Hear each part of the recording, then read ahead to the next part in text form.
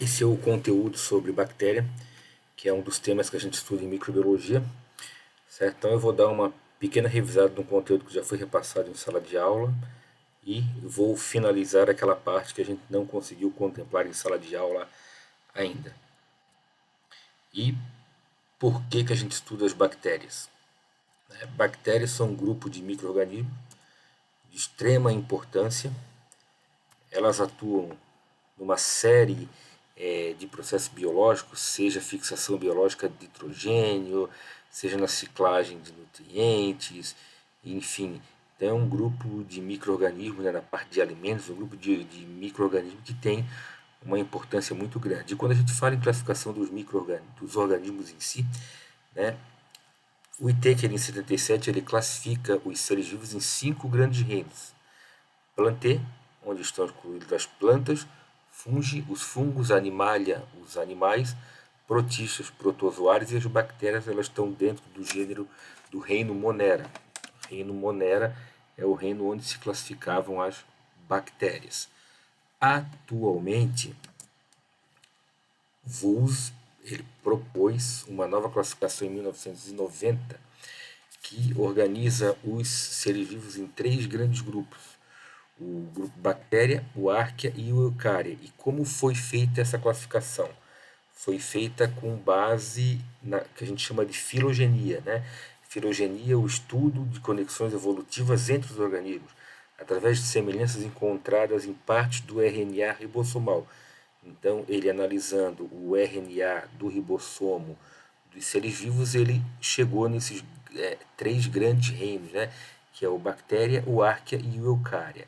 Eucária, então, todos os seres eucarióticos, plantas, fungos, animais. Bactérias, elas foram divididas em bactéria, né? O reino Monera anterior, ele foi quando estavam as bactérias, ele foi dividido em bactéria e arquea.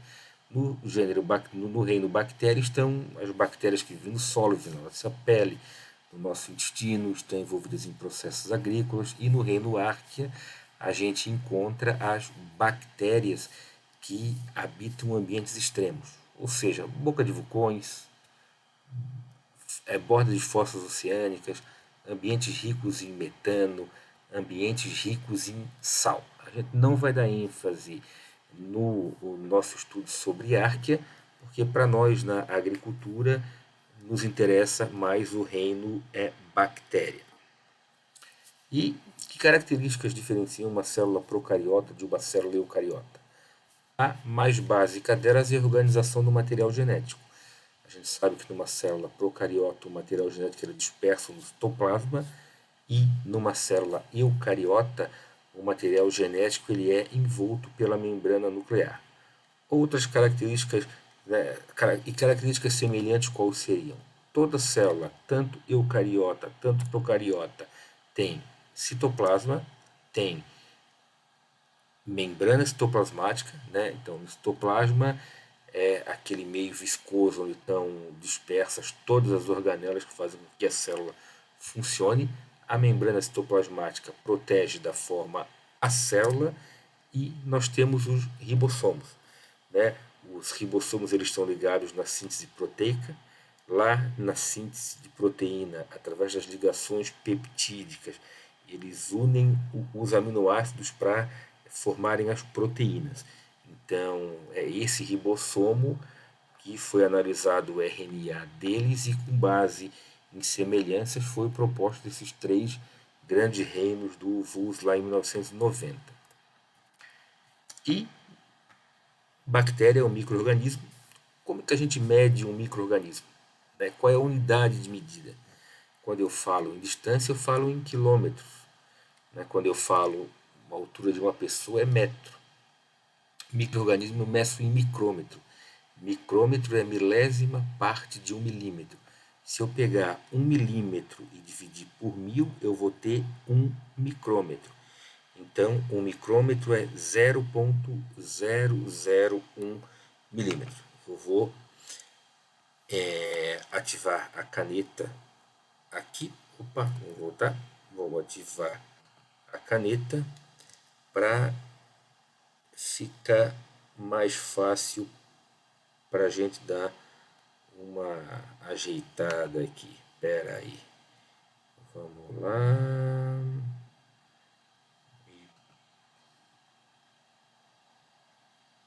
Ponteiro aqui, apontador laser. Vamos lá. Tá? Então, quando eu falo, né, em bactéria, em micro-organismo, eu meço em micrômetro. Então, são seres microscópicos. Né? Se eu pegar uma Escherichia coli, que é a bactéria que a gente usa como indicador para a qualidade de água, né? Quando a gente vê no verão, tal praia está imprópria para banho, significa o quê? Que nessa praia eu tenho uma quantidade de Escherichia coli alta. Né? Então, Escherichia coli ou Escherichia coli é a bactéria que habita o intestino de animal de sangue quente, ela tem entre 1 e 3 micrômetros. Mas já foram descritas, foram identificadas bactérias macroscópicas. Um exemplo é a Thiomargarita namibiensis, que ela tem 750 micrômetros, ou seja, próximo a 0,75 milímetros. Então é uma bactéria que a gente consegue ver a olho nu. Então esse conceito de micro-organismos, que são seres microscópicos, ele tá sendo revisto, enfim, porque a coisa já indica que não é bem assim. E que características a célula procariota tem, né, por ser pequena, por ter um tamanho reduzido em relação a um eucarioto? Né? O que traz de vantagem para esse micro-organismo? Aqui eu consigo comparar o tamanho de uma célula eucariota, né, uma célula procariota e um vírus. O vírus é muito menor. Né? Então, uma célula procariota, por ela ser pequena, ela traz uma série de características positivas. Certo? Primeiro, numa célula entra nutriente, sai dejeto. A velocidade com que esse nutriente entra e o dejeto sai, ele determina a velocidade do crescimento da célula, determina a velocidade metabólica. Então, quanto mais nutriente entra e quanto mais produto tóxico, mais excremento sai, maior é o metabolismo da célula, maior é a velocidade de crescimento dessa célula. Certo? Então, quanto menor o tamanho de uma célula, maior é a relação área superficial volume e, portanto, maior é o potencial de crescimento dessa célula. Professor, mas como que eu consigo comprovar isso? Fácil. Aqui nós temos esses dois exemplos, uma célula com 1 micrômetro de diâmetro e uma célula com 2 micrômetros de diâmetro. Uma célula menor em relação à célula maior. Se eu fizer essa conta aqui, eu vou verificar o quê? Que comparando a relação superfície-volume de uma célula menor com uma célula maior, eu vejo que numa célula de 1 micrômetro de raio, desculpa, eu tenho uma relação superfície-volume de 3. Já numa célula com um raio de 2 micrômetros, eu tenho uma relação superfície-volume de 1,5. E assim vai diminuindo. Quanto maior o raio da célula, menor esse número. Então, quanto menor o tamanho da célula, maior a relação superfície-volume, maior é o metabolismo da célula, maior é o potencial de crescimento dessa célula. E as células dos procariotos, né, das bactérias, elas têm formas. Então, aquelas formas básicas, né, coco, bacilo, espirilo, vibrião, espiroqueta e por aí vai. Essas células podem ser individuais ou podem ser arranjadas. Né, conforme o arranjo, ela pode ser 2 cocos um ao lado do outro, um diplococo, uma fila de coco, streptococo, um coco que se divide em 4 partes e ficam unidos, eu chamo de tétrade. Se essa divisão muda de plano, eu tenho uma sarcina. Se é um aglomerado de cocos, eu chamo de Staphylococcus, né? Lembra um cacho de uva? Então tem, né? Cada grupo de micro-organismo, tem um arranjo específico.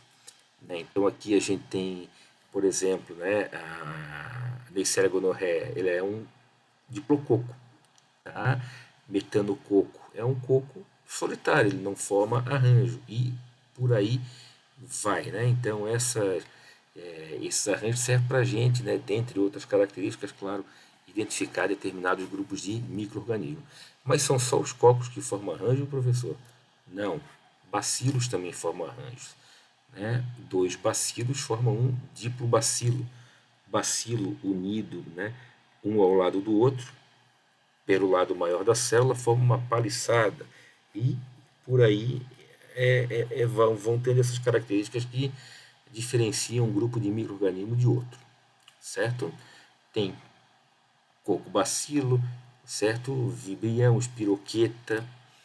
Né? Então, como eu falei, ó, né? O vibrião colérico, né? Vibrião colérico, ele é um vibrião, ele tem a forma de vibrião.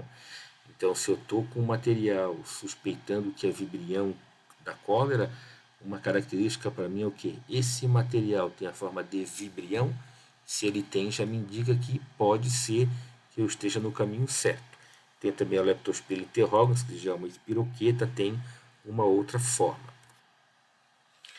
Então, falando de bactérias, a gente vai estudar o quê? Vai estudar algumas estruturas da célula bacteriana.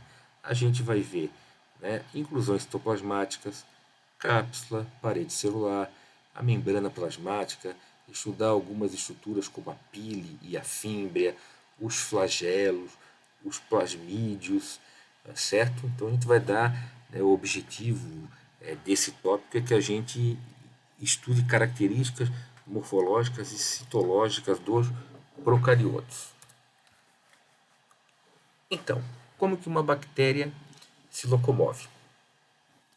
Uma bactéria ela pode se locomover de diferentes formas. Ela pode se locomover através, né, de flagelo, através de proteínas presentes próximos à parede celular que, na movimentação dessas proteínas, fazem com que a bactéria se mova semelhante à esteira de um trator. Tem outro mecanismo que, indicado que a gente chama de excreção de polissacarídeo limoso, ou seja, a bactéria ela excreta uma substância limosa, uma substância escorregadia, ela vai deslizando. Então, né, esses são um dos principais, são os que a gente vai focar. O mais importante é a locomoção através de flagelo.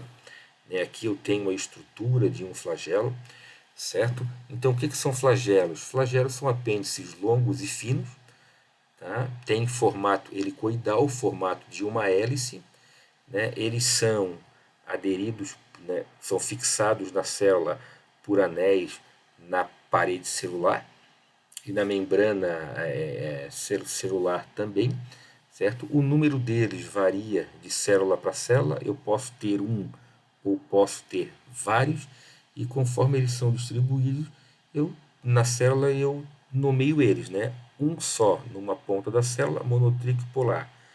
Um tufo de flagelo numa ponta da célula eu chamo de lofotríquio. Um em cada polo da célula, anfitríquio polar. E vários flagelos distribuídos ao redor da célula a gente chama de peritríquio. Então a estrutura dele seria o que? Os anéis, um gancho e o flagelo em si. Ok?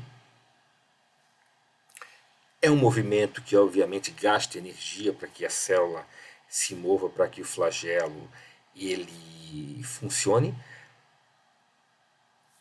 Comparando com os demais, ele proporciona com que a célula ande mais rápido do que a cremalheira e o polissacarídeo limoso. Né? Aqui então é um desenho maior da estrutura de um flagelo. Então eu tenho os anéis, eu tenho o gancho, o flagelo que é composto de uma proteína que chama flagelina, ok? A flagelina ela tem, né, ela forma um flagelo, no meio tem um espaço onde essa proteína passa e se deposita na ponta. Então o flagelo cresce da ponta, não da base como o cabelo da gente. E eu tenho duas proteínas aqui, a proteína MOT, que faz com que dá força para o flagelo girar, fala roda mais forte ou roda mais devagar, e a proteína FLI que fala para ele vai para frente ou vai para trás, certo? Então a célula, né, ela se locomove por quimiotaxia, né, é a favor ou contra um gradiente de concentração, e aqui nós temos os dois outros mecanismos, né, o sistema de proteínas de membrana e o polissacarídeo limoso, que conferem à célula uma velocidade menor do que o sistema de flagelo.